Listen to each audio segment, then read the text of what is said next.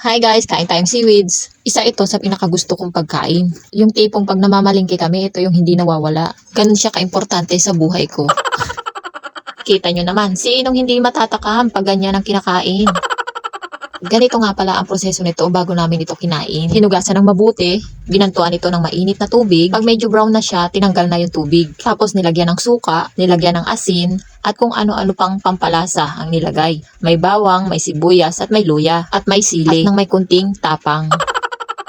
Isang planggana nga pala ito kanina, pero dahil favorite ng mga anak ko, kunti na lang ang natira. Hala, yung nanonood, tulo na ang laway.